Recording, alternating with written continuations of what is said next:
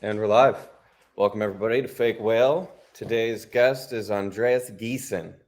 And usually I will do a brief intro of the artist from the research I've done. But in this case, I've been researching you kind of for a couple weeks. And I still can't put my finger on like how to describe you as an artist. So I would love for you to do it yourself. If you would like to introduce yourself and give a brief explanation of like what your creative practice involves. Because I'll just preface that with like I'm a huge fan, but I still am like I don't know how I would introduce you. So please, instead of me butchering it, please give us just like a brief intro on yourself if you don't mind. Okay, I will try. But also, it's something I usually leave to others. It's not my concern how I'm defined. So I was happy. I was looking forward to hear your version, but here we are. But first of Well, all, I would say if I had to describe you that like you're beyond my comprehension in some ways. Like a lot of what you do is beyond my like scope of knowledge. Even to be honest, like I can be a fan and enjoy it quite a bit, but there's a lot of mystery to what you do to me, like personally as an artist. So that's why I would have a hard time because I feel like I would be very reductive as to like because I would say like you're an installation artist, you use a lot of technology, you do coding at ACI art, but that's all very reductive to like what you actually do. So,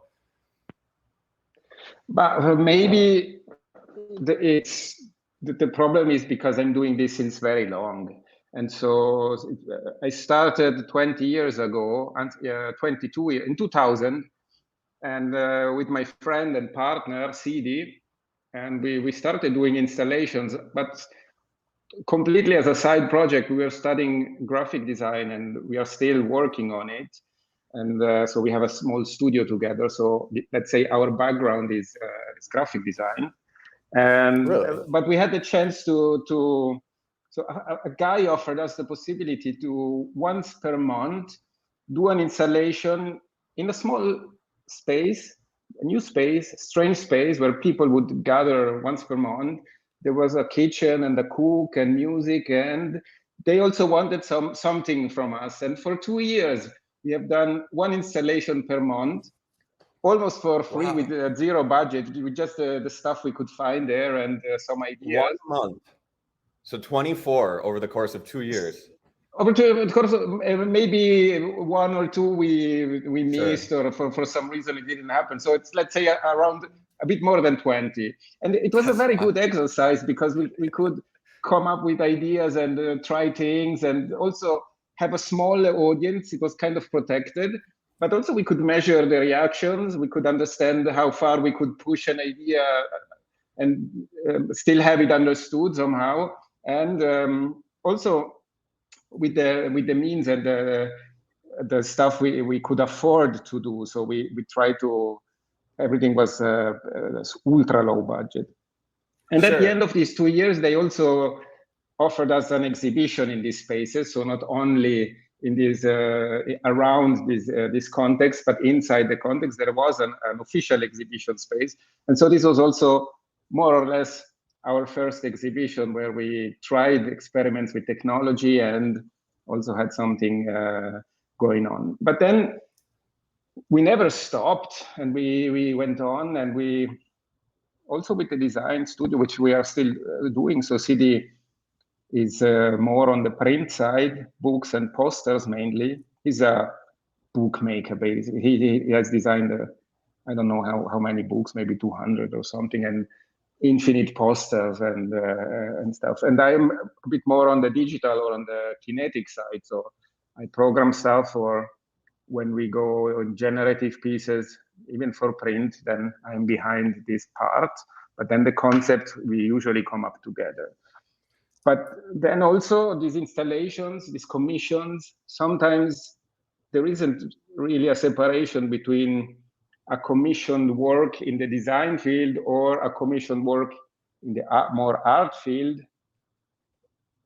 We don't even try to define it anymore. Also, the practice or the way we work on it is always the same. We have a process which works for us. And if it's an artistic project, or if it's a client-based project, or a completely commercial project, the process is exactly the same. So I totally understand that, like with the between the studio practice, commercial work, etc. But to clarify here, you're speaking both about personal practice, but also a collaborative design studio that you have with somebody else, right? What is the name of that studio? Or like, what do you call yourselves? we don't even have a name. Right on. It just works so well that you don't even need the name. That's fair enough. What year were you doing these installations? Were you doing like one installation a year? Was that around the year 2000, did you say? Yes, we started right after school. We ended school in 2000, so design school, let's say, and then we started. Right on. It just happened. I'm really right curious. Yeah, I'm really curious about what kind of installations you were doing. I'm sure that they varied over the course of these 2 years, but were they very you did mention technology, but were they very much similar to what you're doing now, where it's very much involving technology within your installations and things? Or did you start out, were you doing like, you know, clay sculptures or something? Or where did that, like, what was like the evolution of the aesthetic, I guess, is where I'm coming from. That's a good question, because I realized when you were asking this, basically, that we had, let's say, we were convinced that a good installation, or the future of installations would be interactive. So all of the works were somehow interactive in a certain way. We thought, okay, this is how installation must be. It's not complete until the audience comes in and does something, a little gesture, just the presence itself, and then finally the work is complete only when somebody gives a certain input. And the first installation we did was in the toilet space. So behind there were these 3 public toilets with these doors, and behind each door we put a sheet of paper, and on the mechanism of the handle we attached some device, and with this gesture of opening the door, there was this drawing mechanism which would draw something on the piece of paper. And then at the end of the evening, behind these 3 pieces of paper, there were these 3 compositions. And the interaction was not even conscious, because people went to toilet, they activated the handle of the door, and the drawing appears. So this was this idea of interaction. And that's really funny too. I mean, that's so playful. I mean, that's like a documentation of everybody's use of the toilet. Yeah, and abstract art also, because the result was not really good. Yeah, I mean, but still, it's just like the motion. Like this is a record of everybody going to the bathroom. It's almost like a data graphic. That's super playful and interesting. And like, so at that point, you're really not using technology at all. You're besides like rudimentary technology, but this was like, just mechanics. There was no electronic. But also we started to work with video cameras, with projections, with some computer programs to do some things, and also with cheap electronics. We were buying these very small devices you can find in this $1 shop. They have some tiny LED base or some tiny things which do music, and so they cost not much, and maybe we bought 100 or 200 of these pieces and then did something with them, just to understand what would happen if you multiply a simple object. What happens if you multiply it? And this is a cheap trick. If you look at many of these installations, they are never such a great idea. It's just an element repeated many times. Sometimes the result can be really powerful. Most of the times, like in our case, it was also just a cheap trick to gain a certain effect, to gain a certain surface. But still, we were convinced that interactivity was the key to a powerful installation. Yeah, so but we changed our mind. We changed our mind. Now we don't do interactive anymore.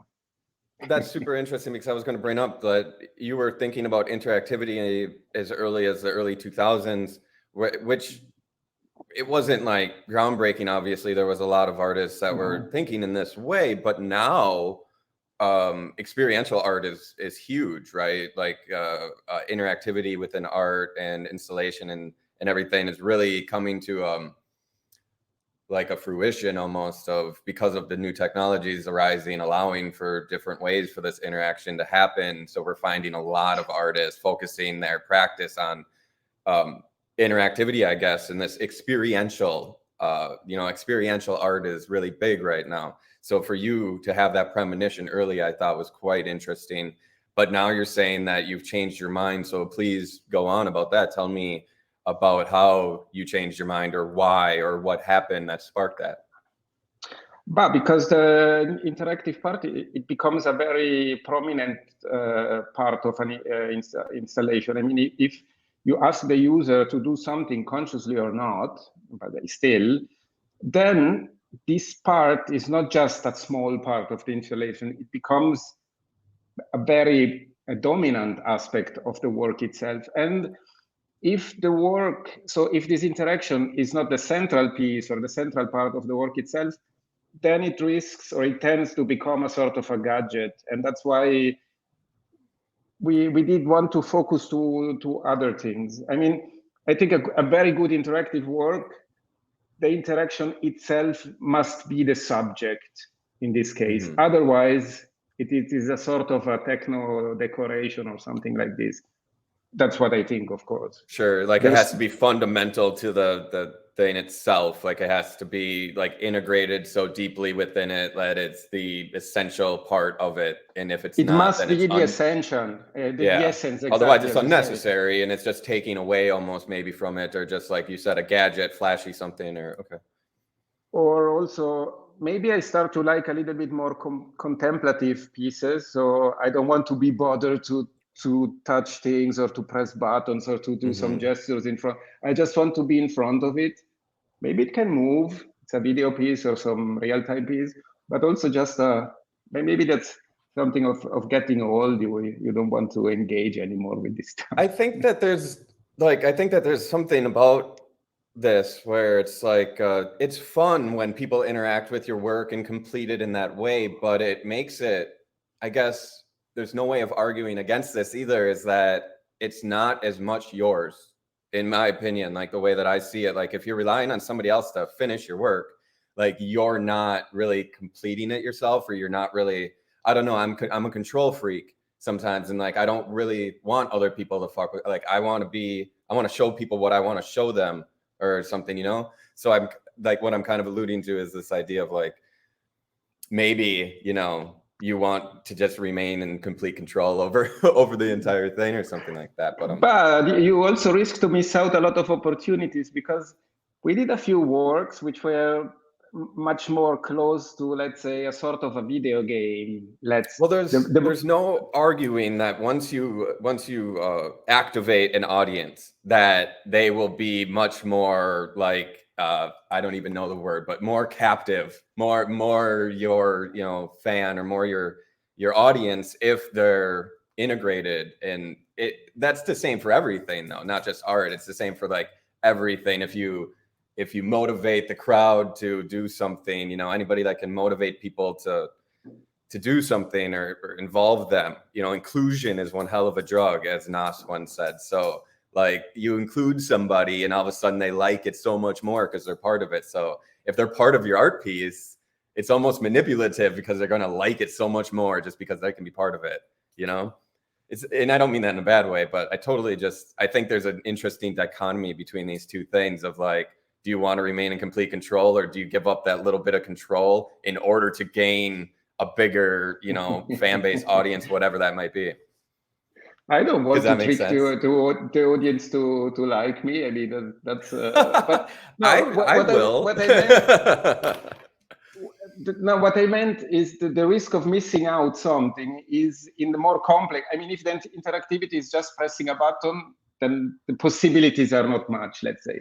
But in other pieces where they were much closer to sort of a video game almost, so the interactivity was complex, and there's something interesting can happen, which is that the audience or the public starts to use it in a way that you weren't able to imagine. So they show you what they do with this piece, and they show you things that weren't in your thing. And this part is really good. But I recovered it somehow by doing a different kind of job. Maybe we can jump into a different. Yeah, absolutely. I wanted to Okay. just kind of, well, I wanted to tie that up just a little bit by saying like, what needs to be known, I guess, that we haven't really touched on is that you develop a lot of different kind of things. Like I said at the beginning, it's very difficult to kind of say everything you do. I guess my perspective there is more of like from my art practice, but your art practice is quite different. You actually create things that are meant to be used and played with. Like I was on your website and I came across like the play section or like the games or the toys, I think it's called. And I was, things that are meant to be played with and interacted with, which is quite different. So maybe you can speak a little bit about that, or like the transition here, I guess, is like into what you were just going to talk about, I think, about like just like your broader practice and like more in detail of what it is exactly you're aiming for with this overall practice of yours. But the aim is difficult to define. Most of the time, I don't know exactly what I'm doing, so I'm just doing, and I leave the questions to later on to answer or to give an answer. But yes, so the computer screen, or let's say even the browser, if you want, is a perfect playground for me because it's such a sophisticated place where you can really try a lot of things, and it's also made to reach an audience worldwide. So I mean, it's a perfect place to do this sort of experiment. So I also did this when I finished. Even in school, I started my website. It was very different before. It was just a place where I put interactive or experiments, code experiments online, and just left them there. There was no explanation. It was just you click this and then you can try. And that's also what started a little bit my, let's say, commercial career, because all these things, they were seen, then they got a little bit viral sometimes. And then client would come and ask, hey, we saw this and that. It's really cool. We want this for our homepage. We want this. Help us build us something similar for this and that. And so through this very obscure but very experimental website, I managed to create this like a professional network, and also a certain type of opportunities. And I still continue to do this now, just on, in some corner of the website, there you will find a few of these toys and things like this. But there is also another aspect, a new way. This is more from the last years. So now the clients, especially in this in this newer movement, there are artists coming and they want something. They have an idea, and so they need somebody to help them to transform it into the piece they have in mind. And these artists, they are very difficult clients because they know what they want. They don't know exactly, maybe sometimes they don't know how to express it, or you start to build or to answer of their initial input, and then they see it, and then of course this feedback starts, and they want to change, and so you basically sculpt with them this piece. So basically what I'm trying to say is I have this new sort of clients, and I'm a tool builder. So I build tools for other artists to make their own art. And I find this super challenging, but also super interesting, because there are very different inputs and very difficult technical challenges. Sometimes they ask me things which I'm not able to do, so I need to learn a lot of stuff. And I think this is a sort of evolution from client work now to, it's still client work somehow, but with a very, very different aim as well. So I don't know. Artist clients would be the worst, I would assume. But they're also very interesting, and I'm also sure it's very high rewarding. level. Yeah, but no, that's from my own personal experience, the kind of shit I put people through when I hire people to do stuff. I just can't. You are one of them. Okay. Yeah, I'm one of them. That's really interesting, though. Okay, so we're gonna come back here, but I want to jump way back to the beginning, because I was sitting here thinking, like, why am I having such a hard time, like, catching on here, like I want to jump back to like earlier life. Where did this all start? Like, what is your early life like? And then leading up, schooling, stuff like that. I was going to ask, like, you know, what did you go to college for, whatever. But like, I think I even want to go earlier than that. What was your early life like? Because usually that sparks the interest. So like, where did you grow up, and like, what was the early life like? What was school like for you? Where Oh, did the wow. interest, I guess, Really? in coding and technology start? Where was like the very like the seed? But so I was born in Zurich, in Switzerland, and a bit outside, smaller town. And my father was a mathematician, and he was a researcher in a I don't remember a Hirnforschung. So it was, they called it Hirnforschung. It was a study of the brain. So this was a laboratory outside in Zurich, in a hill.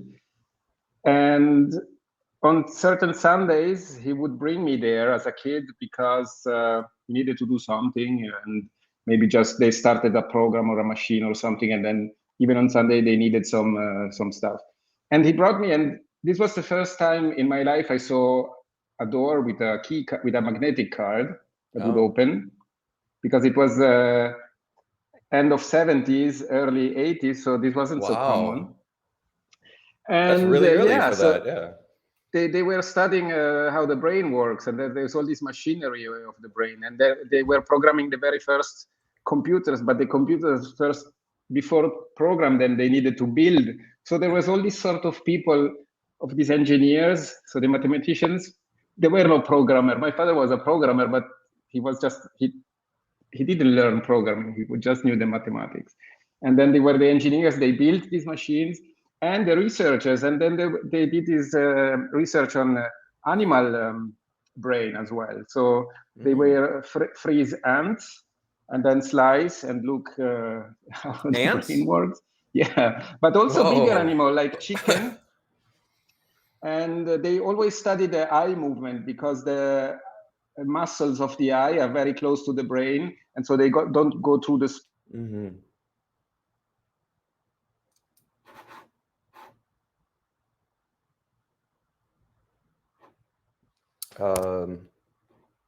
For everybody, if I think we lost Andreas here for a second.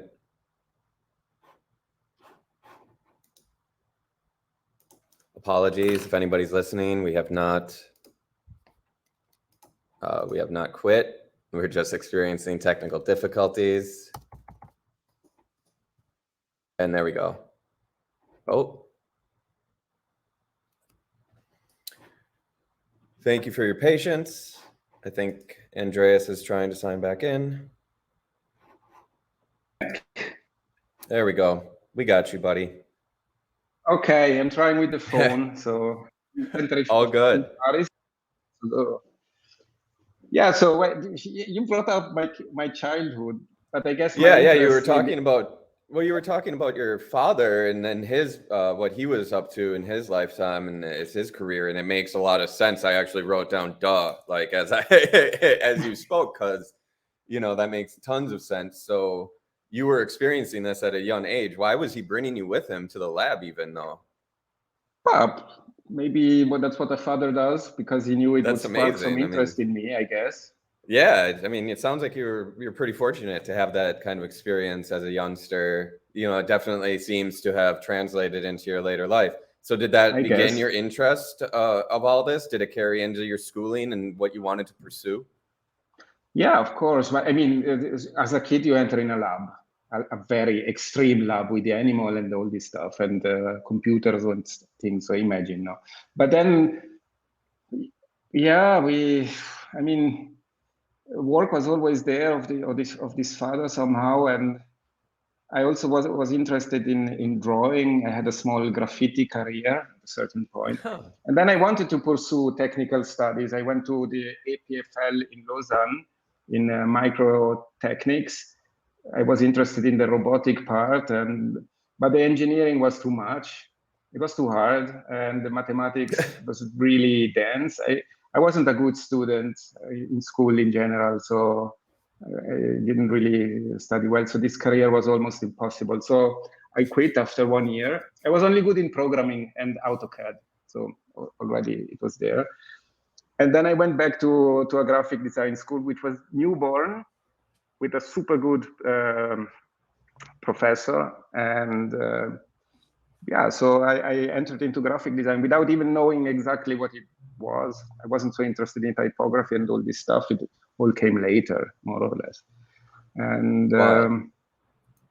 yeah, so I mean, it's normal. And so did the installation part really come after college then for you? It came in school. There was the architecture department. They were designing an antenna for Nokia as a context, and they involved me as a graphic design student. They asked if I could help them out with designing some parts of this antenna somehow. And there I had this idea that this antenna should display some other information with LED screens, and people should be able to send SMS directly to this phone antenna, and so people could read whatever message you can send. And somehow this idea made it deep into the project, and even these Nokia people, they gave us a prize just for this thing somehow. And then I thought, okay, why not try to make this for real somehow? And then I brought to a festival and I proposed this idea, and these people, they were crazy enough. They accepted it and produced it. And so I had the money, I had the help, but I didn't absolutely know how to build an SMS-based system which is connected to a public display in some city. So all this infrastructure needed to be built. And I guess I also like this process, which more or less worked with some quirks, of course, but that was the very first thing. And then came this monthly installation. So I see. it was natural somehow. Yeah, I mean, there's this element of cleverness to a lot of your work. I think, God damn it, Siri. Is it not working? No, that's my bad. Now Siri just popped up. I must have said something that made Siri. I got to turn that off. That's happened before. We're having a lot of technical difficulties on this one, on this episode. Apologies to everybody listening. Perfect. But Conceptual. Okay, where were we? Yeah, very, very. What was I saying? Oh, that there was that to your work, there's this element of like cleverness. Do you know what I mean? Like this almost playful cleverness to your work that I think really kind of strikes people. You know, it kind of tickles the brain. It's like very. It's definitely art because it's completely useless in a way. You know what I mean? It's like, yeah. Do you know what I mean? 100%. But I think that there's a lot of fun in that, and I would like to try to understand. But who said that fun is useless or fun? Well, it's not. No, absolutely. Yeah, of course. Purposeful. Of course. Well, it makes you think a lot. Like I look at your work, and it makes me think a lot, and I'm not even sure what. But I'm more interested in like where that interest comes from in you, or like how that developed in you, where your voice developed, your point of view, your perspective came from. You know, because when I look at your work, I do see cohesiveness across the board, even through your installation, throughout your website. You know, the visual aesthetic is similar through your work. So you definitely have like a visual and like a voice, and I'm trying to understand where it came from or where it is or what it developed from. But it's not a single voice. We are forgetting my friend and partner, CD. So we work in two, and there is a lot of his input, of course. Okay. I would say he's probably even the main voice. I'm not so sure. I don't know exactly how we work, but working in two has several advantages. First of all, the work can be halved, and sometimes we are so on the border of deadlines that being in two is already something. But also the process of thinking is different if you can talk to somebody which you have a connection of more than 20 years. It's like it's like a marriage. How do you say it? A marriage, yeah. It's like a marriage, but he has his own family with he has even a dog. But there is a deep understanding of each other, and it's a very special situation, I think, and we can think a lot together by talking, or it's not even talking anymore. It's basically just making some noise, which is immediately understood on the other side somehow. Sure. I don't know if this is clear. No, it is. I'm curious, like, I'm looking at your work right now, sorry. As a design studio, is most of your work then client-based or based on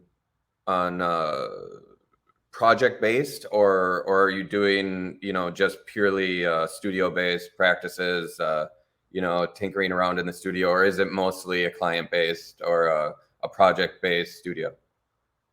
This distinction is not really clear. So when clients come, they ask us for something. So the city is designing an exhibition of a collector of some pieces of paper or some older stuff. So it's a really formal and really researched and really serious thing, and also really complex because there are tons of data and all these sheets of paper which need some system, some visual guide, some critical text, and everything needs to stick together. So it's a very formal work. It's a very precise and very complex, and also very long.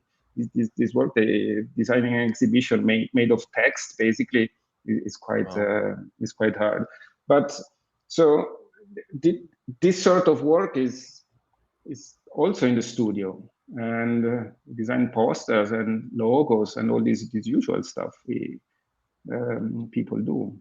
But sometimes we are a bit more lucky than they also know that we do some more installation part, and then sometimes they ask us to combine these things. So there is this new firm or these people, they also want something in the main hall or in the main room or at the entrance or on some window, and then we are lucky we can combine the visual identity of the studio, of this place we are designing, and also kind of injecting into an installation which is a little bit more free and a little bit more fun also.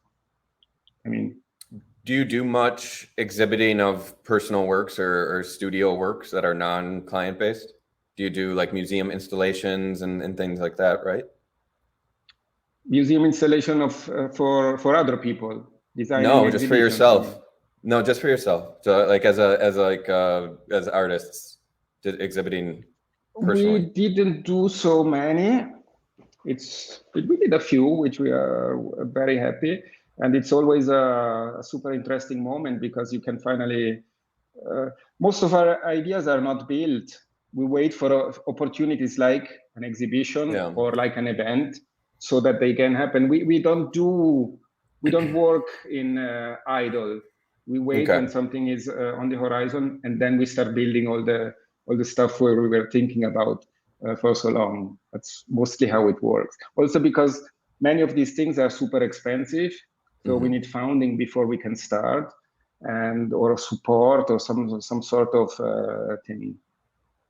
Yeah, absolutely. That actually answers the question directly. Like that I was trying to ask for a while. Like, I'm curious about that. Where do the ideas come from then when you do get a museum exhibition? Like you've had a few, you said, and that they were fun and exciting. So when that comes up and there's not a client saying, we want you to express this, and you have to express your own something. Yeah, maybe you can talk about those projects a little bit. That's difficult because we are so used to having constraints and client wishes or certain situation, even as a limited budget, for example, that when we have this sort of freedom, sometimes we say, and now what? Yeah, it's paralyzing. It can be, but yeah. I mean, you have these dreams or these things you always wanted to do, and then you start with them, and then you say, okay, this and that, this would be nice. And sometimes it's the space itself or the context which tells you this situation once. So for once, I remember a place there was this stair, and we did an installation made for this stair exactly. And so, of course, this idea is born in this context. It couldn't exist in a different situation. It was really born from this. But I think this is this ability, or this, maybe this is our forte, if you want. If there is something where we are quite good, is to be able to read certain situations. I guess that's. I think this is our only strong point, to be able to analyze a context. Sorry, I just laughed because I have your website up right now and it says email for inquirers just to say, and then it randomizes something underneath that. And it just said, I hate you real quick. Everybody go check out their website. It's pretty entertaining. It's a little difficult to get around because as soon as you like scroll over something, it like changes into other shit. And I know I'm just getting off topic, but it's an interesting website.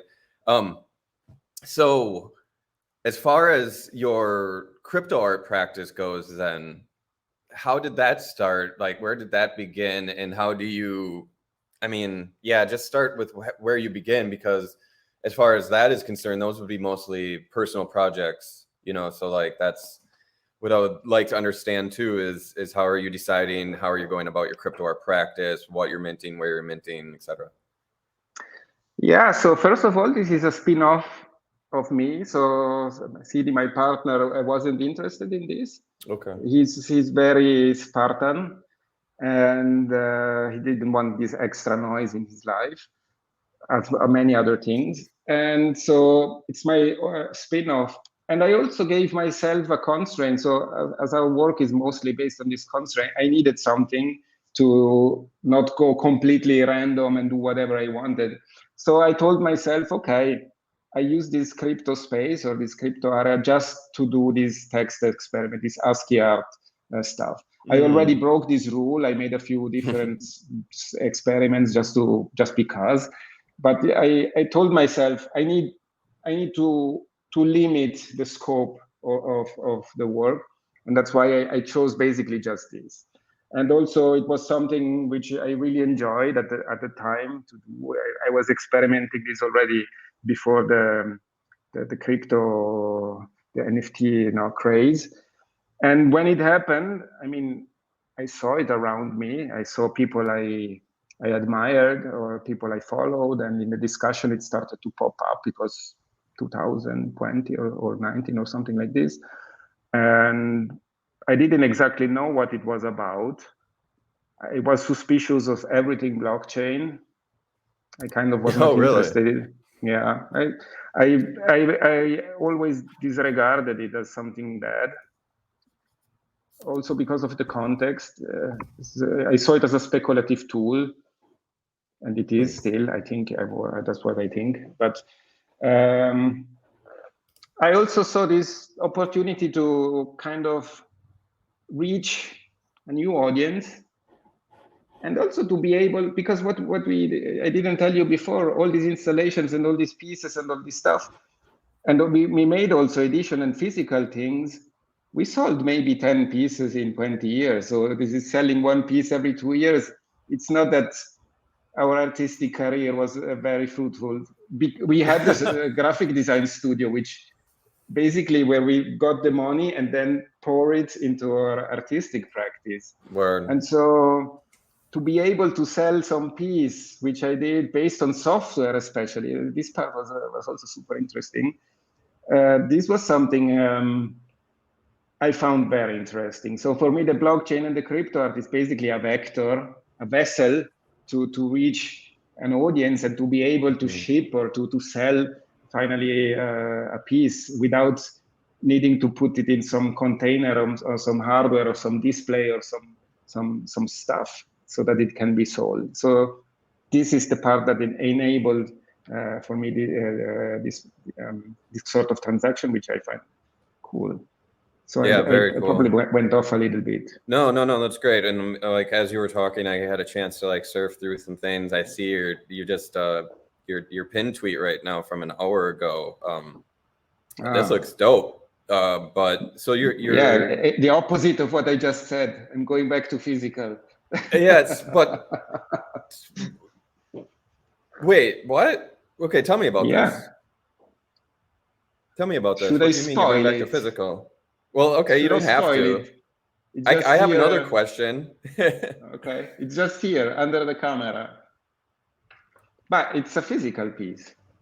So That you're that's going to be it. able to buy a physical piece, or Yeah, really? that's an experiment I want to try. It's Wow. already Okay. produced and programmed, so I have it here. Even brought it to Paris because I need to put it into boxes so that it can be shipped. Holy shit! And when are you selling it? In 2 weeks. It says mid-October on your website here, but is it also an NFT? I want to try to reach the audience through a token.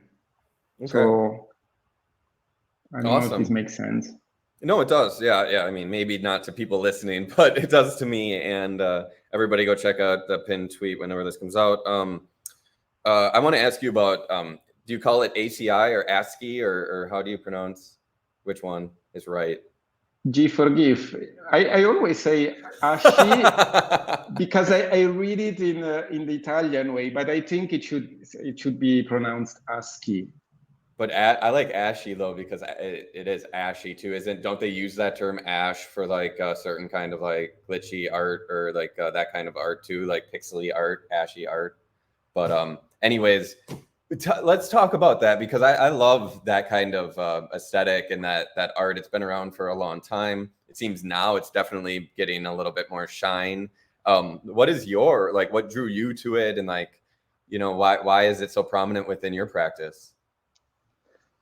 But several reasons. One is the nostalgic point of view. When I started with computers and the DOS, I had a DOS computer, the first one, which when it started up, you just got a black screen with a blinking cursor. After 5 minutes, it took 5 minutes to boot, and Yeah, then I finally you remember. had this blink, and then you start to write things, and slowly you could run programs or list the files on a floppy drive.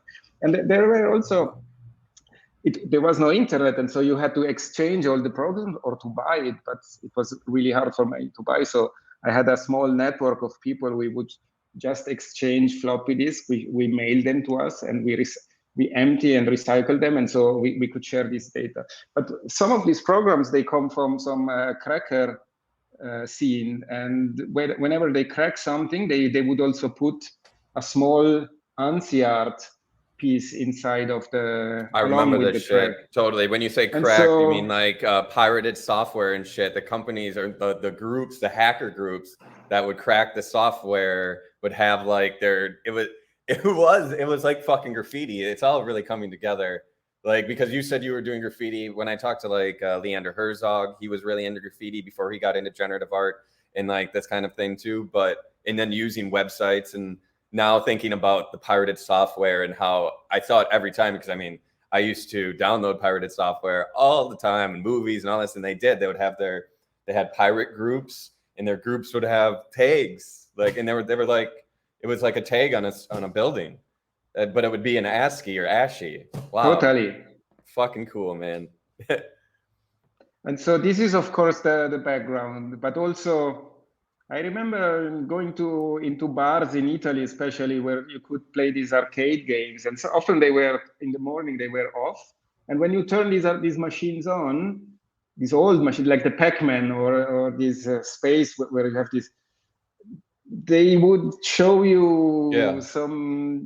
it's just a memory test, and then you would see all the font, all these tiny tiles, all the parts of the Pac-Man you could see on screen. And I was also captured by this sort of imagery, and I think something stayed inside me. But on the other hand, as I said before, I needed something.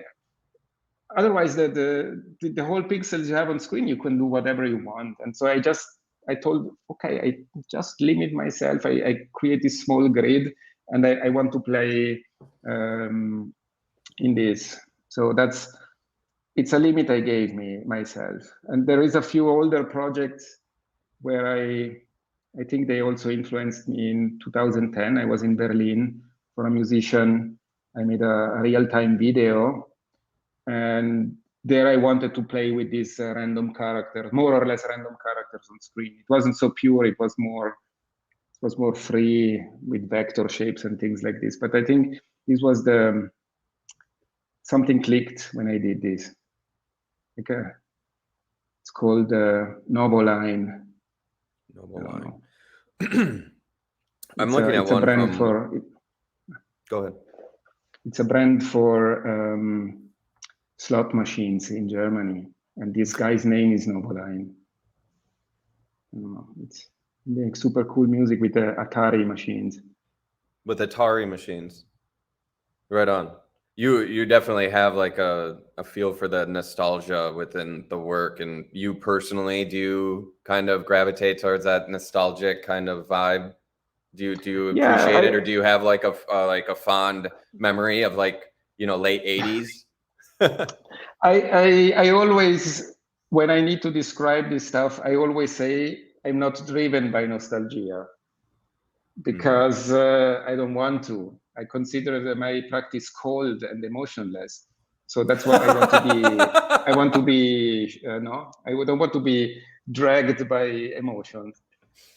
But I think I'm convincing myself.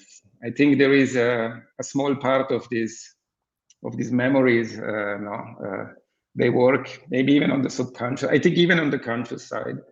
And so, yeah. I feel you though. Like I've went on rants about just like hating nostalgia. Just that like everything about nostalgia just made me sick. Like I hate the idea of it. This like over romanticizing the past. It's like fuck that. Like there's the future. There's like now. Like why? Like fuck that. Like I really hated the idea of nostalgia, but then I realized like I've had a pretty tumultuous past, so I probably just don't want to remember my own. And some people who have great memories probably want to remember those a lot, but even that to me is fucking sad. Like really, like you don't have something to look forward to. You have to like, you know, think about what used to be the glory days. Like I just find it to be somewhat sad, but within your work, I don't see it as like this like throwback 80s back to the future thing. You know, you definitely have kind of like a future leaning aesthetic.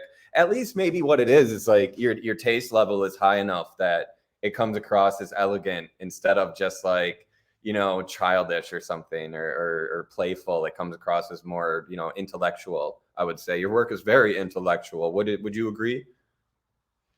No. I don't Why think not? so.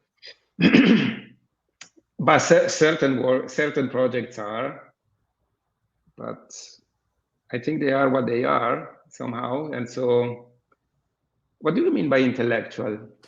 Just like they require a lot of the viewer and of the spectator of the works. Not that it requires a lot, like necessarily. Like you could enjoy your work just from a very vapid point of view too, because they are aesthetically pleasing, and you do have a great, you know, aesthetic. Obviously, because you're a design studio as well, you know, so you have that very crisp design aesthetic to everything. But like, you know, I'm looking at your page right now, and to a lot of people, this would be very dense, right?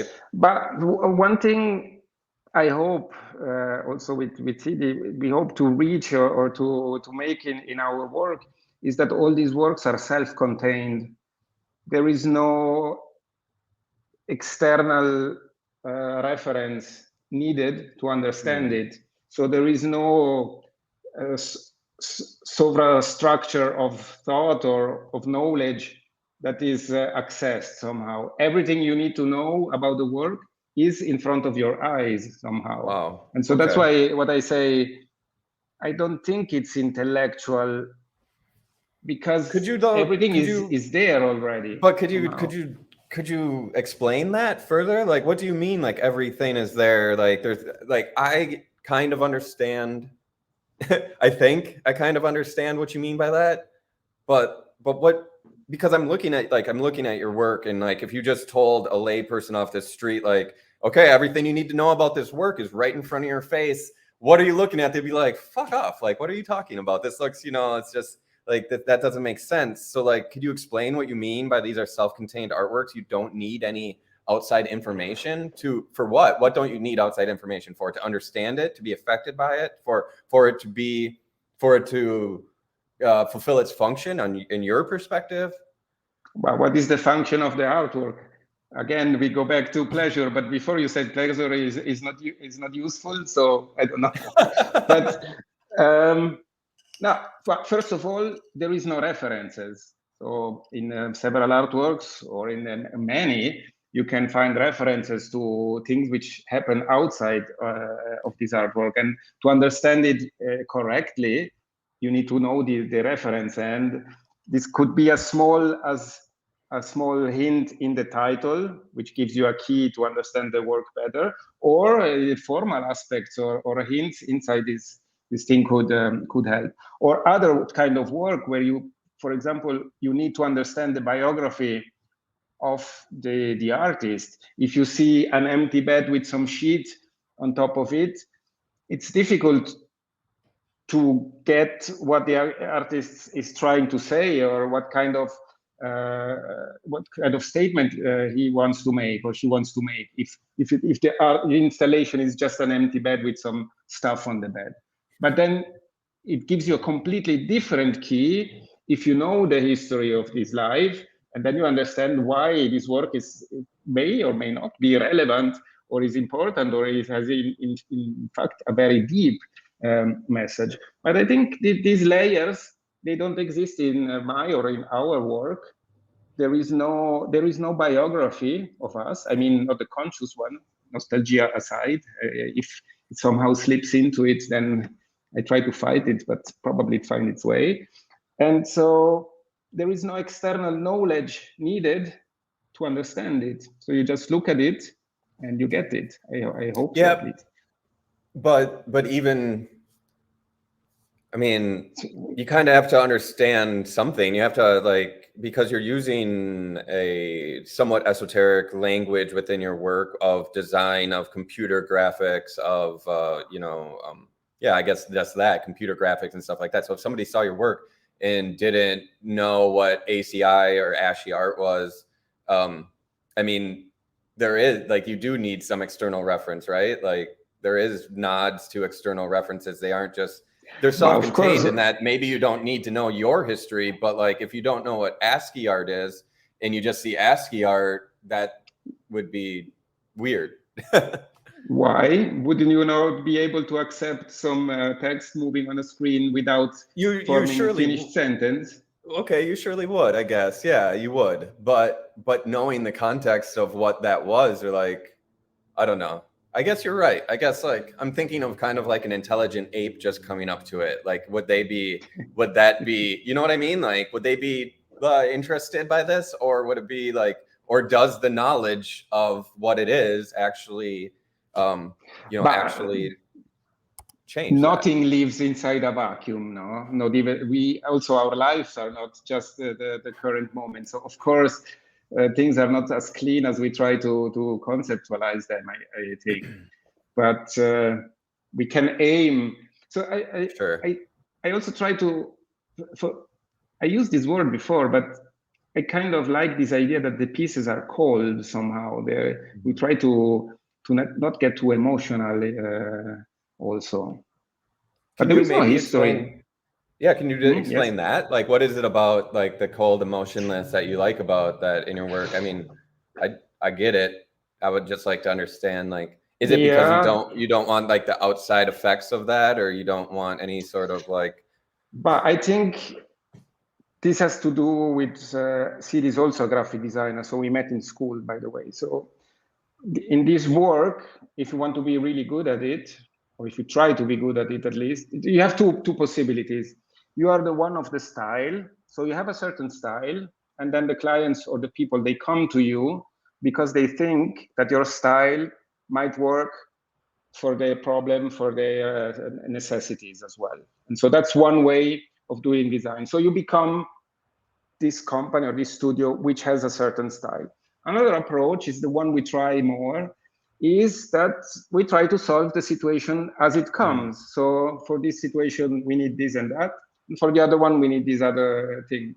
And by working this way, you tend to disappear as a person. What exists is the thing that needs to be communicated from the client perspective, and you find the perfect way, or you try to find the best way to make this happen. And by doing so, maybe there is no trace of your favorite color. We don't do the things red, even if you like red a lot. But this project wanted to be green, and so we said, okay, it needs to be green. So that's why I tend to say it's cold.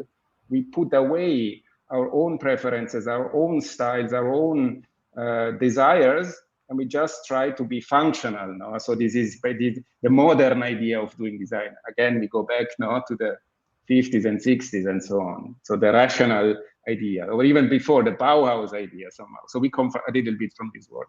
And we try this approach as well with the work. So we know we want this, we have this idea, we want to work with this and that. How is the best way? How is it? What can we do to make this the most powerful, or to transfer this in the best way? And so that's how somehow sometimes the style tends to disappear. Of course, if you work only with text and with ASCII and in a certain way, then you can recognize a style. But also for me, this NFT, this crypto art, and especially this ASCII chapter is really, it's a spin-off of our activity somehow. Sure, it's a separate practice almost for you. It's a separate chapter, exactly. Right on. Very cool. As far as the client work that you do, then how do you select your clients? Like, do you have a lot of clients coming to you? Are you picking and choosing kind of who you want to work with, or how does that process work for you too? It's difficult. Sometimes there is a void, so we just wait, and sometimes it's over your head. And so then when there is void, you tend to start to be worried a little bit, and so maybe you accept things you shouldn't have in retrospect.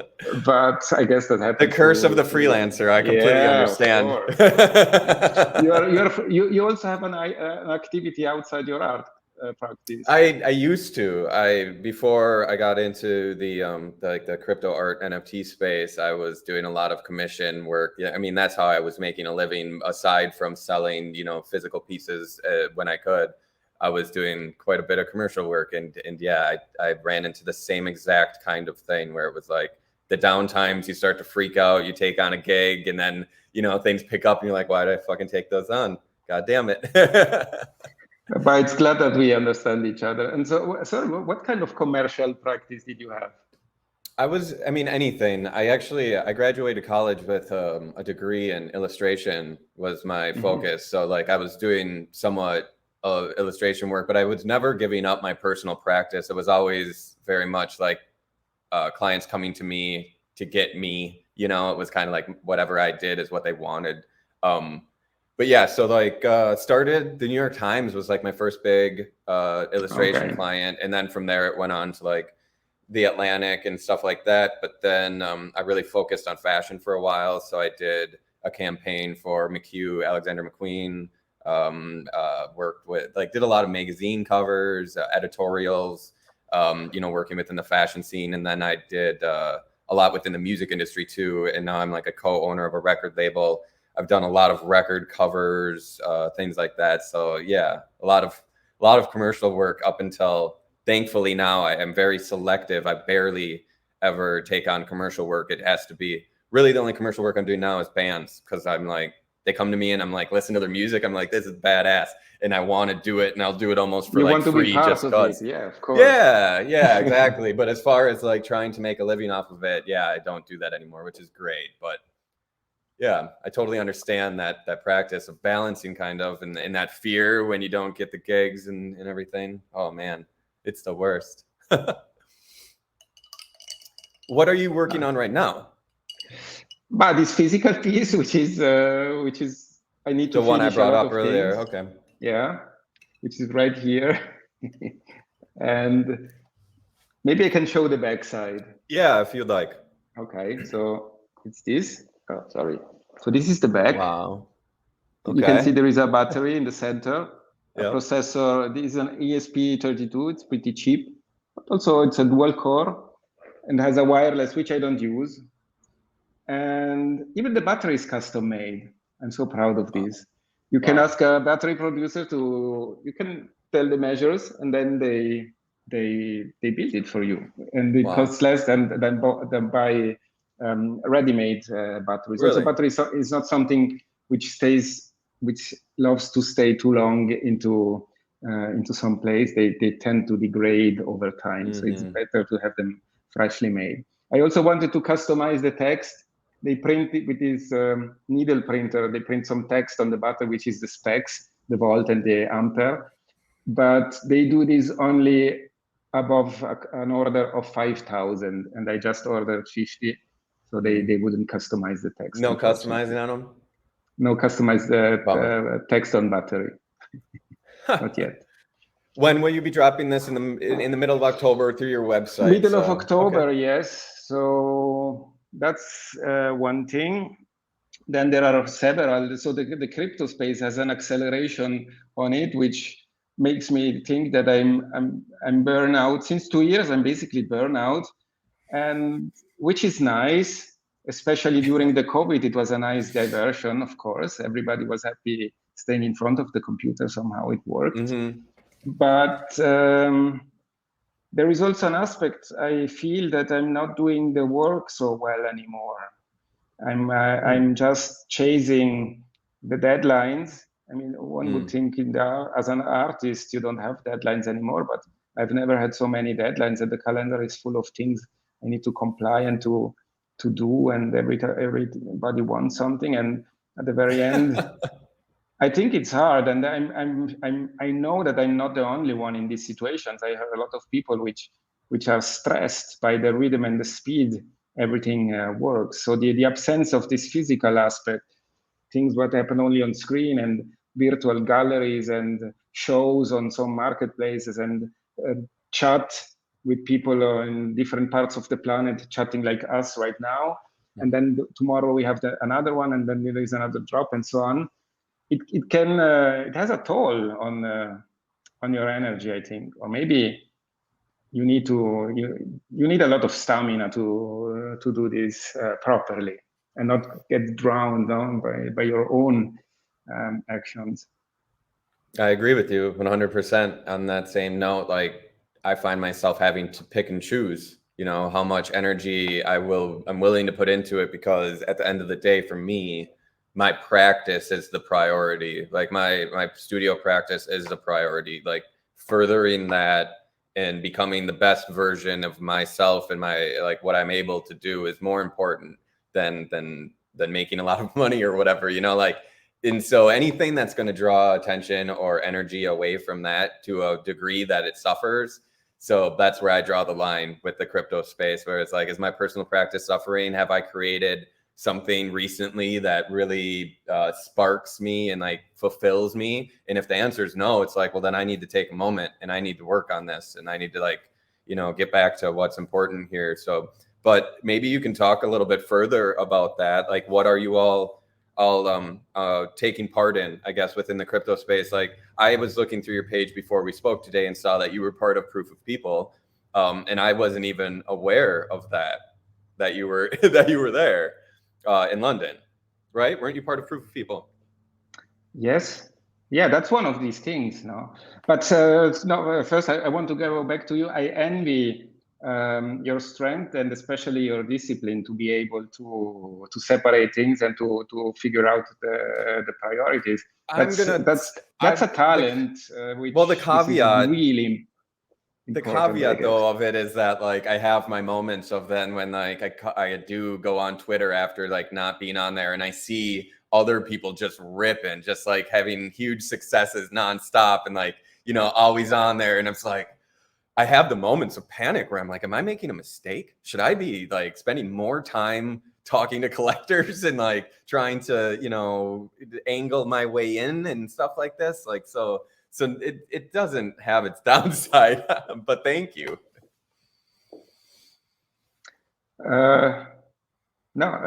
Yeah, I envy this. I said, I'm not so good in this, and so yeah, Proof of People is just one of these things. It was nice. It was physical. For me, it was the first event of around crypto. I went before COVID. so several years ago, there were many events around, let's say, programming or doing arts with computers, especially, or let's say the creative coding scene, more or less. It's a bit of a broad term, or if you want, the generative scene before. There were events, there were some sort of mecca where everybody would go. But the spirit there was extremely different because there was no money involved. And so everybody was there just to share their latest discoveries, their latest designs, or even the latest achievements. Somebody showed that they managed to have this IBM as a client and that they could do a 100-meter lead wall or for some bank or something. So, or some researcher for Nike, they were designing intricate sponge stuff for the sole or things like with generative process and things like this. So the show off or the discussions, they're very, very different. And I was expecting this. It was also very nerdy, of course. And I was kind of expecting this sort of audience because that's what my past experience was. But of course, you are in an art scene. Not everybody's technical, of course. And also, I think the amount of money involved with this NFT change the kind of discussion and change the kind of challenge you look at with the people. So I was surprised. I had a super good time, but I had a different experience from what I had before, or from what I was expecting somehow. What was like? I know you kind of danced around it, but so back in the day, you said like these meetups would be there wasn't money involved. So at first, when you said that, it made me think, okay, so that could go one of two ways. Everybody was way more sharing and like less worried about competition, or more competitive. One of the two. And you alluded to the fact that it was more sharing, less competitive. Is that right? And you think now it's more? I mean, no, I don't know if the competition is the right behavior. Sharing was for sure one of the main aspects. In many of these situations, the organizers invited the panelists to do workshops around their practice. So the best coder of some generative system would be there and share his techniques, his processes with the audience. And then the next day there would be the sound guy, which is some real-time synthesis or the latest shader. They would all be there and share the thing, but all this stuff you could also find in open source, of course. And then the money, or let's say the success, was measured in different ways. The one I anticipated is when the big client comes, then of course it means not only that your work is visible, but it also means that you have the monetary power, the means to achieve something big, which would not be possible without the client paying for it. So there were these two ways of showing stuff. And but I said it was more of a nerd context. And, yeah, I kind of missed this aspect in this newer scene, but it's also much less homogeneous, the audience, because as I said, there are several artists, they don't know anything about computers or just the bare minimum to publish something on social media. So it's a much broader and a much wider audience as well. That's actually something I was thinking, that exactly what you're talking about, like the homogeneous nature of the audience. Like back when you were doing those gatherings, they were all programmers and all specialists. And yeah, totally. Yeah. And now, so my question actually was going to be like, what are your feelings now? Like not being in competition with, but being kind of like group now, instead of just with your nerd friends, like no shade, with the nerds. Now it's with the artists. Now I mean, you're in league with a painter, to go like the extreme. What is that like for you? That's also super interesting. As you said it, I remember conversations I had with people which you wouldn't probably cross so easily if you are always in your own turf. No? Yeah. And so no, it has totally its upsides as well. Do you like that, or do you appreciate that? No, Has it I changed like the way it. that I you like approach it. anything, or? I'm too old for change, probably, but Fuck that, man! You're not that old. You're what? no, I liked it a lot. I liked it a lot. What? Were you Like, also there? Did we not yeah, cross? no, we didn't. That's why I'm saying I thought it was crazy to see that you were at Proof of People, because no, I was there. You I was, met Lenny. yeah, I hung out with Lenny a couple times. I was on a panel. I was there every day, like all 3 days. Yeah, I me watched like all the too. panels. I don't know how we didn't. I was Outside, hanging out where with, everybody was outside smoking, no, between the yeah. panels in this small I'm sure thing. Yeah, we I saw each spent other for most of the sure. time there. Yeah, for sure. Did you talk to Sky at all when you were there? Yes, because I met him a few months before Okay. in Lugano, which is the place where I live, and they had this the space there, and I randomly I went there, and so I met all these people. Right on. Yeah, that's crazy that you're in Lugano. That's awesome. I've been actually to Lugano to the gallery at Value Art Gallery there. What a beautiful place to live. Like, do you like living there? What is it like? How do you find it there?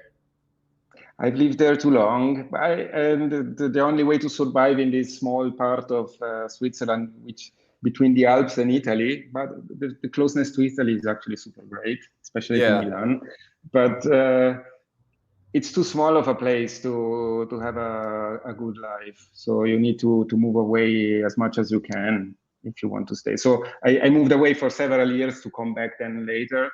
Or right now, when I have 6 months, then I move somewhere else.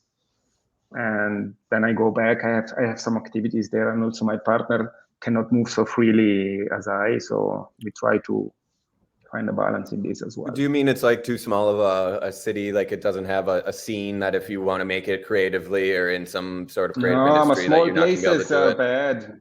Yeah. People in small places tend to close to themselves, and they become not interested in the outside I just wanted world. to clarify for anybody listening, because you said like if you want to have a good life, you have to move away. But I've been to Lugano, and people there have a very good life. It's a beautiful, very well off place, but it is very like small and kind of probably closed off. And it did seem insular. I mean, even when I was there, COVID was really big, and their laws were even like completely different than everywhere around. You could tell like they purposefully kind of cut themselves off from other places, but not to get into that too deeply. I want to talk more about like your current state and like what you're working on like right now besides that physical drop, unless that is just the physical drop. Do you have any client work coming out, or do you have any shows or drops besides the one mid-October?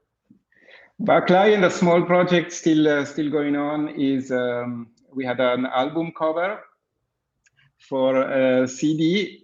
Imagine who prints CD still, and also CDs the vinyl awesome. Part. Huh? CDs are awesome. I love CDs still. Yeah. So what is the band? Or?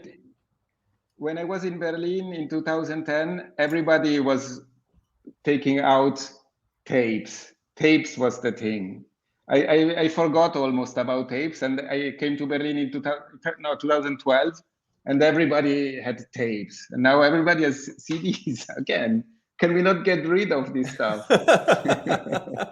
No, I totally enjoy to design. I also went fully with the jewel box. You remember? Nice, the plastic one. Yeah. Yep. Not the cardboard. Really, I wanted to the old, the classic thing, and the vinyl and some gadgetry, which will be super cool. I think. I hope we designed some glasses. Oh, really? So what is the music, or like what is the band or the artist? Some synth pop, more or less. Okay, cool. Right on. That's awesome. That actually is a really good lead in. I wanted to ask you about your own music preferences, or like, so I was wondering, like, do you create music at all? A lot of programmers tend to create electronic music, it seems like, but do you create music? And then second of all, like, what are your musical tastes? Do you listen to music while you're coding or you're programming? If so, what is it, etc.? Yeah, so but I always loved music, and I try to learn the piano and then the clarinet and then the percussions. So, but as a kid mostly, and I wasn't so good at it. I didn't have, again, the patience, I think, or the depth, or even the talent. There was no trace of it. So at a certain point, I realized that I was losing time. Even if I enjoyed a bit to do a little bit of this playing, I thought this cannot become good. So I stopped it.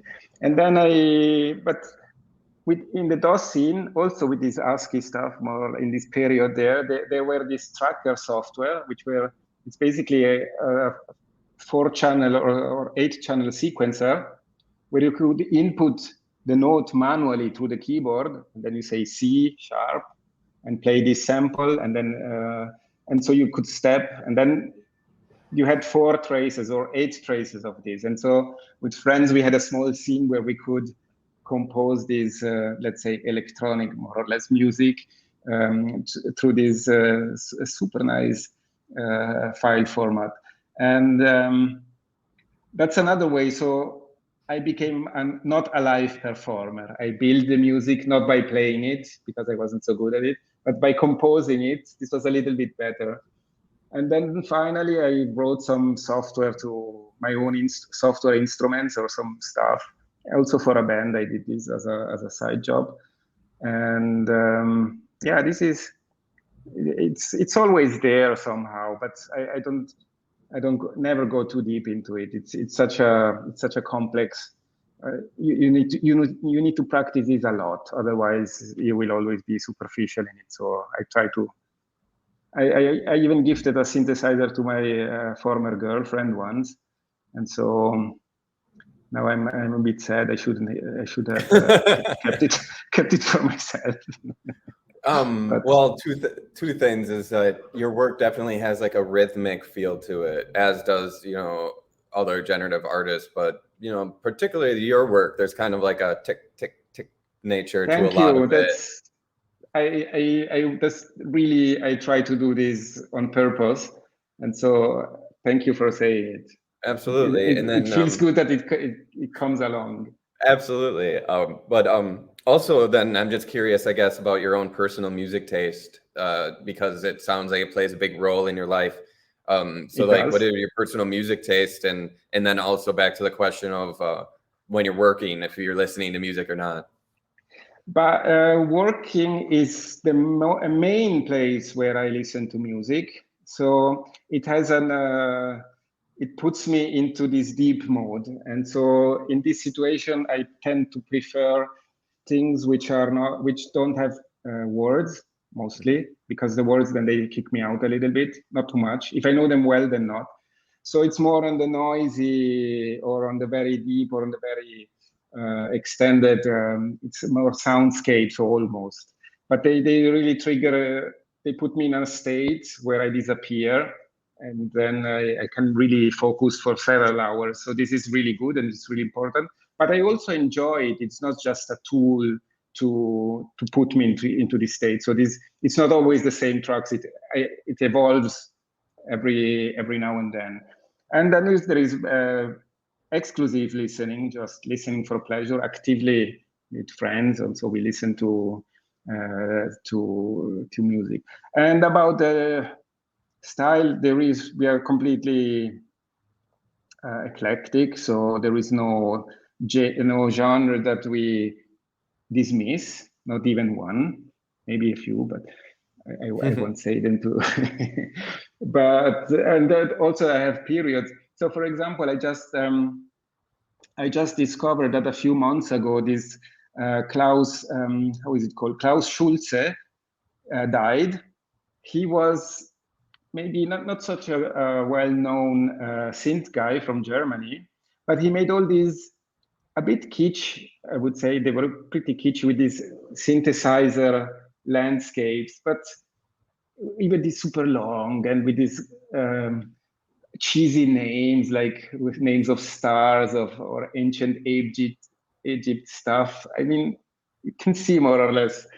But he just died, and so I wanted to rediscover his work. And of course, this guy published 10,000 of this. So through torrent, I managed to find an archive of his works, and now I'm going through this. And they work extremely well for what for work. So I have a few weeks of new stuff, which I can go through while working. Another one in this same context is, do you know Muslim Goes? This guy. Holy shit! I was not expecting that to come up. He's perfect because he has a huge production, and I found another. Also, I found a torrent of somebody which was extremely patient and put together all the official records, which they are still printing, but also the more obscure stuff, the tapes and everything. So it's 1 tera almost of this stuff, and this gives me a lot of stuff to work. Wild. Like I have a Muslim God's record upstairs that I love. The art, everything about it is so good. But I was not expecting you to say Muslim Gods, because that's pretty underground. I don't know many people who've heard of it, but that actually inspired like an entire kind of there's like a genre of music that they consider Muslim Gods now. Have you heard of that? No, sorry, say again. What? Like Muslim Gods, like, is the name of that project, but now like it's also considered in some circles to be like a genre of music. Like there's other acts that like loosely are considered kind of like Muslim Gods, like in general, like Prurient and Vatican Shadow. Not Prurient really. Vatican Shadow is one of them though. Have you heard of that stuff? It's all like Middle Eastern based imagery and stuff and sounds and everything. But anyways, like, wow, Muslim Gods is the shit. That's awesome that you brought that up. You found like a terabyte of Muslim Gods? No, it's not a terabyte. I was kidding, because a terabyte is the hard disk of this computer and everything fits on this computer. But it's probably around 50 between albums and tapes. Wow, that's so awesome. It's a lot. Yeah. And some are really, it's an album, and all the tracks are similar, have the similar same sound, same length almost, but they're also different. And so it's just variations of an idea, and they are so hypnotic and they're so good to work with, and I really enjoy them. That's interesting. I'm gonna send you a link after this sometime to check out like some other ones like Vatican Shadow. Oh, wow. That Vatican Shadow is like one of my favorite. There's an artist. His name is Dominic Furno, and he does multiple projects. One of them being Vatican Shadow, though, and it's Muslim Gods adjacent in sound and style, and he has tons of it. Like, he's a prolific artist. So, anyways, that's really cool to hear. Muslim Gods. Everybody, check out Muslim Gods that's listening. I saw that you did a collaboration too with a musician. I'm not sure when that was, but it's on your Twitter page quite recently. I don't know if that was years ago though, if that was a retweet where you did stage graphics, or you did like stage presentation. Is that right? Oh, no, this was new. So this guy from LA called. I didn't know him. He seemed like a kid, and so he said, "Do you have some?" I have a projection behind when I do these live shows, and I want you to make some video loops for me. And I say, okay, give me the size, what you need, and then I will. And he had a pretty precise idea. He wanted really short, but loops, and chopped up in several files, so he could live remix and combine them and synchronize them himself to the rhythm.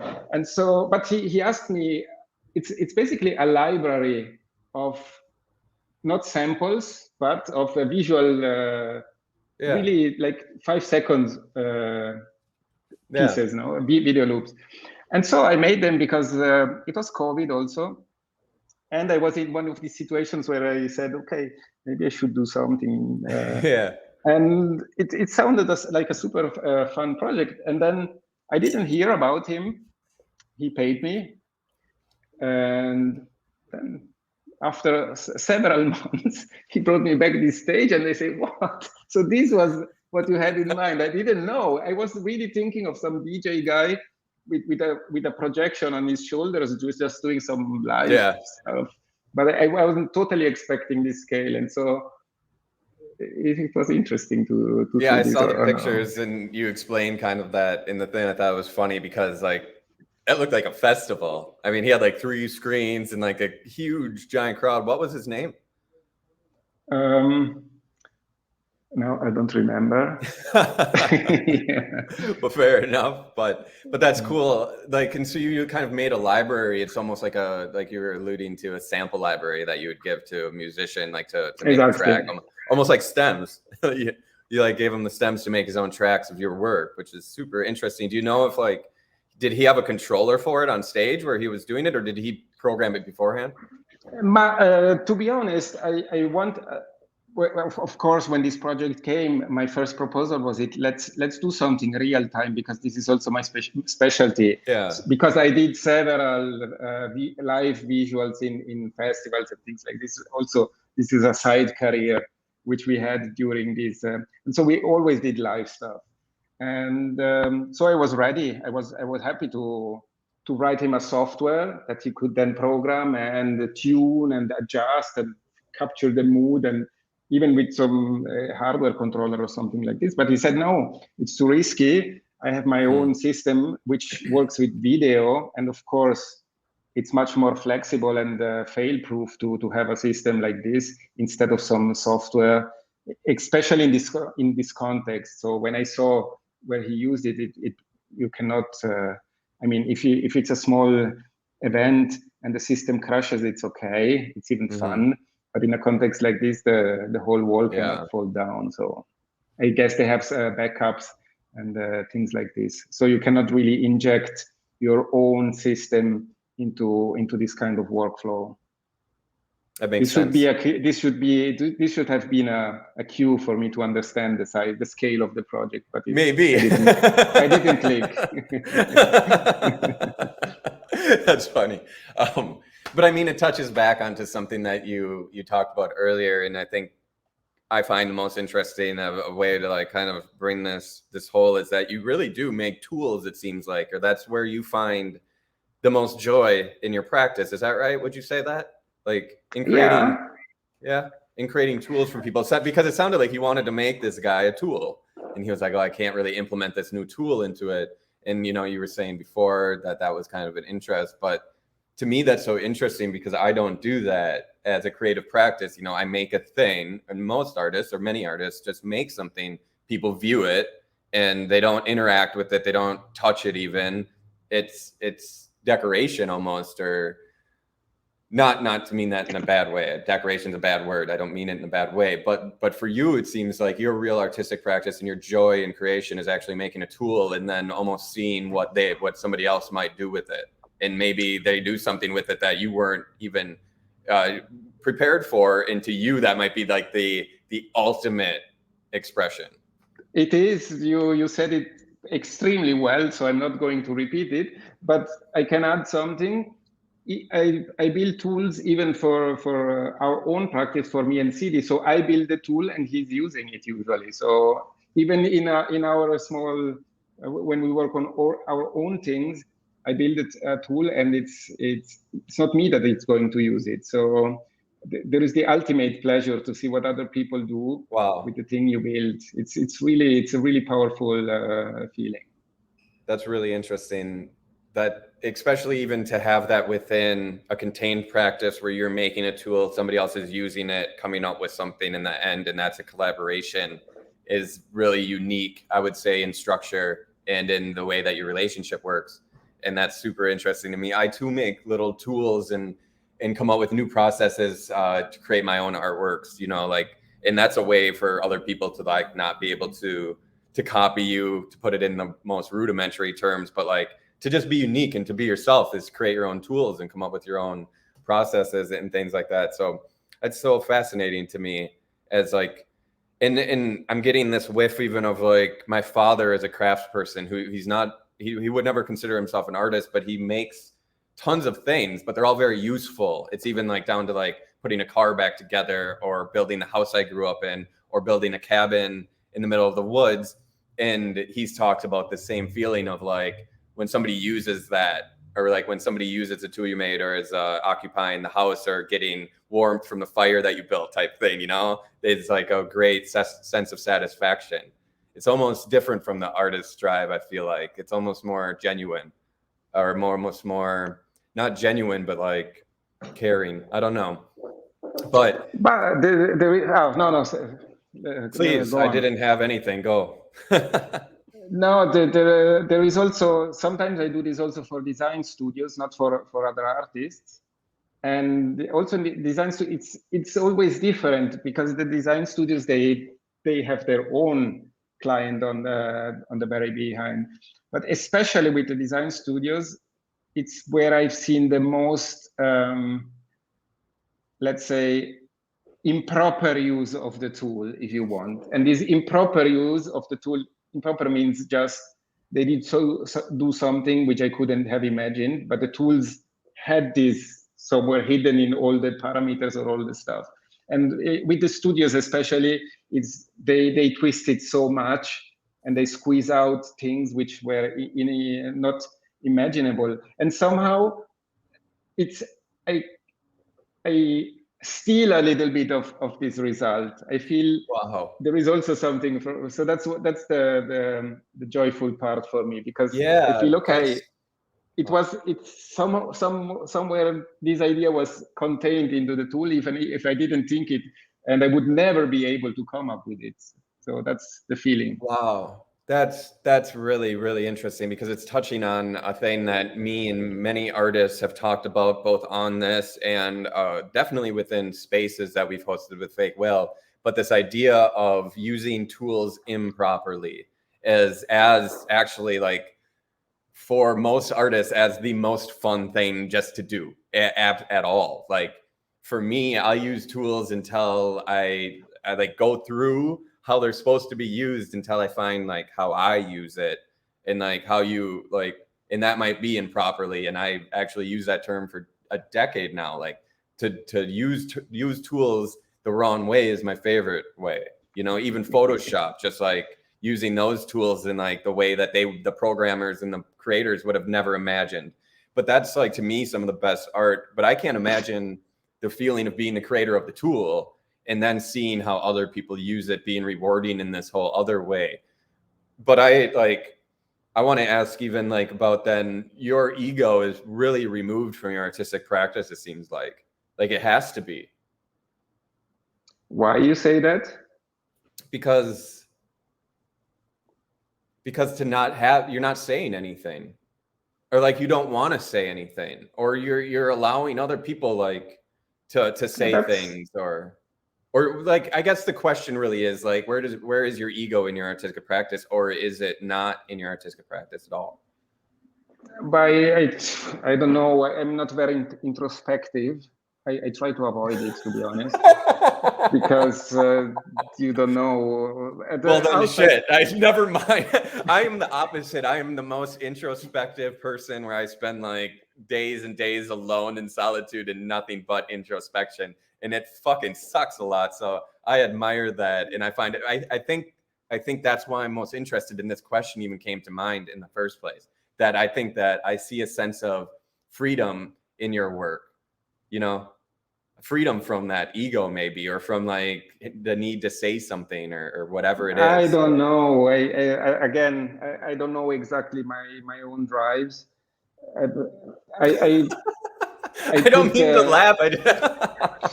I put the gaze towards the outside. So that's the way I more or less put my life.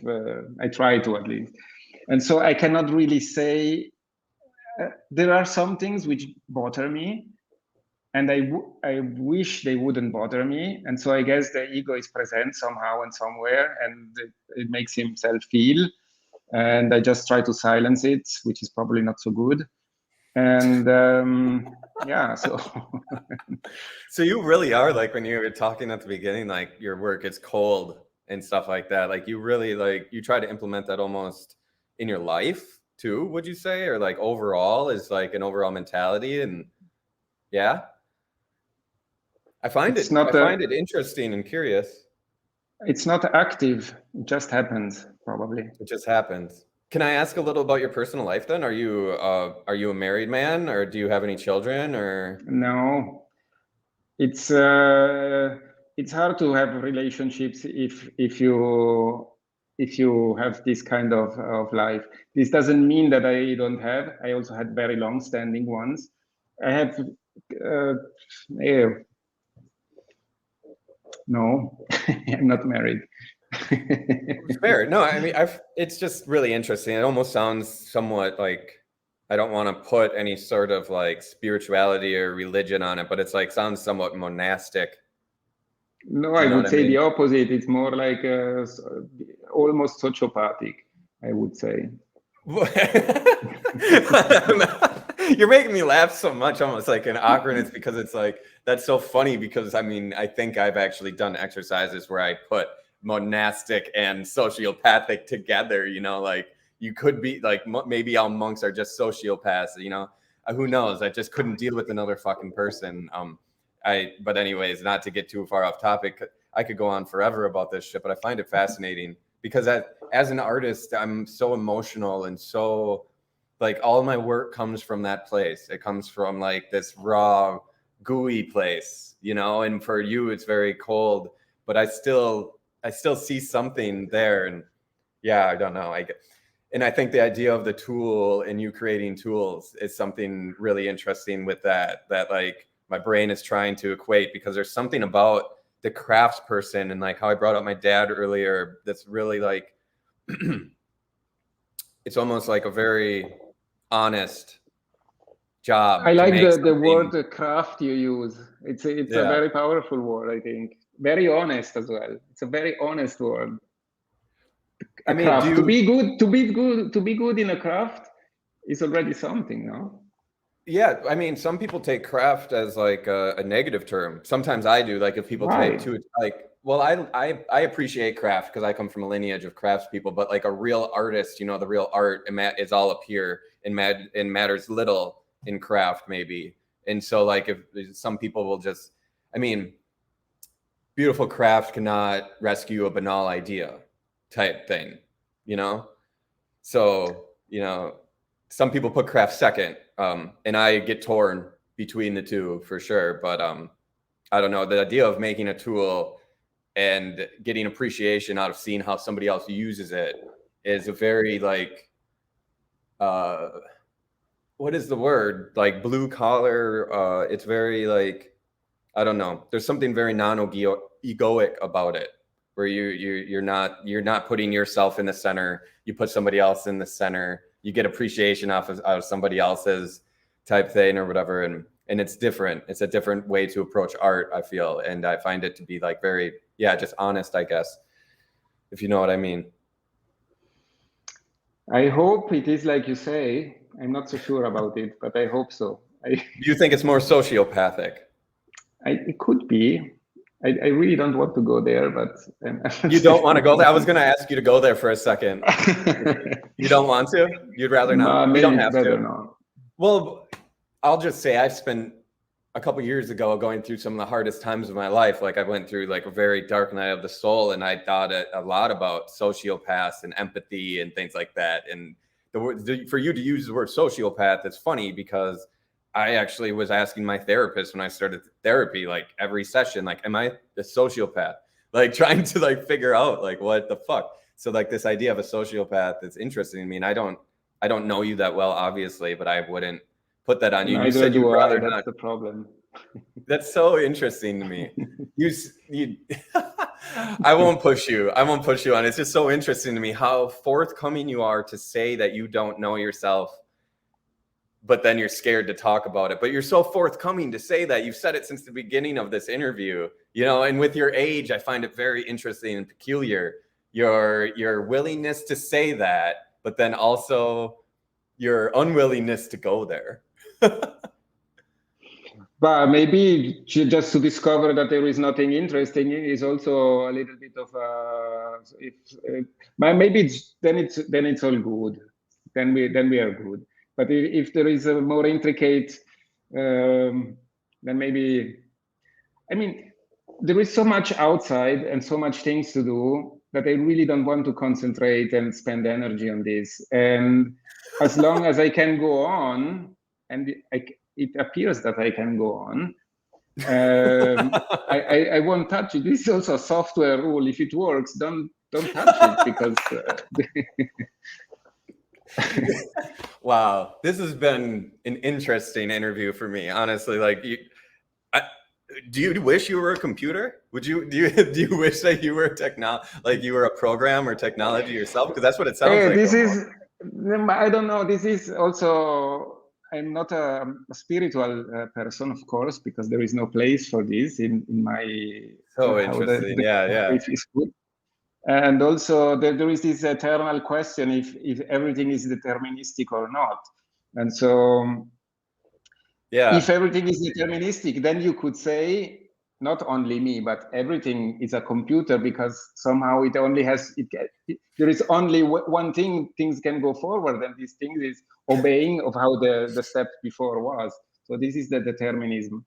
And it's a question which also doesn't make much sense, but sometimes I consider my actions not the result of my will, but just the result of the context. So much I take myself out of the equation. And sometimes I'm a little bit put in a corner, and I cannot find a way out of this corner. And that's why where relationships becomes difficult. So that's, hey, sometimes it's a bit hard to pursue this lifestyle. I mean, I don't think it's really a choice also. So, well, you're deep. Obviously, you've spent a lot of time, or maybe you. This is so crazy to me because we're very different people. Like I consider myself very spiritual, even though it's non-directed at all. But like I am connected very deeply to like an inner self and an inner world. I have like an entire like inner practice type thing and everything. And so I find it just so. Do you think then that like is the world predetermined then? Do you believe that? Is that what you believe? I don't know, but I don't have the answer to this. Sometimes I like to imagine it like this. I mean, it's an easy thought for a kid, because you can imagine the clockwork. No, this is not even my word, but you can imagine the whole universe like this, and then you say, but where do I start? If everything is like this, where does the universe end, and where do I start? Because in this you are just part of this clockwork, and there is no space for yourself. There is no action you can take, because even your thoughts are the result of this machine somehow. No, but this is an old worldview from from philosophy. And you can go into science if you want to find these answers, but then also they come these quantum people, and they say no, chance exists at a certain level, and so you say, okay, but if chance exists, then we are to some extent responsible of our own actions. And so I don't know exactly. Basically through attention when it comes to the quantum level, right? Wow. I'm just cracking up, because I mean this conversation just gets like deeper and more like more nuanced and everything, but we are running out of time, and I feel like we're just beginning, really, but thank you so much for your time and explaining some of this. I know that we got into like some muddy water and some murky territory, like when you get philosophical like that, it can be, but I find this so interesting, and you've given me a lot of things to think about. Yeah. In closing, is there anything that you'd like to promote? Is there anywhere you'd like to promote everybody listening or watching people to go check out a project or specific works, or should everybody just follow you on Twitter? Well, if you want to follow me, you're welcome. But a closing, something to close, I don't know. No, I cannot think about anything. Well, you have the drop in mid-October, so everybody, I would urge to pay attention to that. It seems pretty cool. Even though you didn't get too deep into it, it seems pretty interesting. You made a tool, right? That's a tool? No, it's more of a toy. It's a container for the actual software. So there is one thing I like to stress. I don't know exactly how to word it yet, so I'm working on how to present it. That it's the hardware and the software. It's the two things together. It's not just the container, which is and then that runs. It's not a Game Boy. It's the Game Boy and the cartridge. Yeah, I got you. Yeah. It's not just like you plug something into it. It has the thing in it already. It's cool. I like the little graphic you have for it already too. So yeah, we'll tell everybody to definitely go check that out. But other than that, thank you for your time. This has been insane. Wow, but thank you. It was very interesting indeed. And I'm a bit sad that we talked so much on my side, because there were some things coming up from your side as well. So we should We'll have a asked lot some of more opportunity to questions. talk about that in the future, I'm sure. I'm a big fan of your work. Are you going to be minting into the vault of FakeWhale or dropping on Cross at all? This is something on the to-do list. I also have the piece in mind. It needs some tuning. It's done but not finished, so it will take a little bit more time. Awesome. It's a way to tell the people of FakeWhale that it's Awesome. not ready. Well, that's exciting. So we have that to look forward to as well. Awesome. Well, thank you so much, Andreas. This has been, like I said, insane, but also like really, really interesting. Can't thank you enough for your time. Thank you, everybody. Till next time. Thank you. Thank you so much.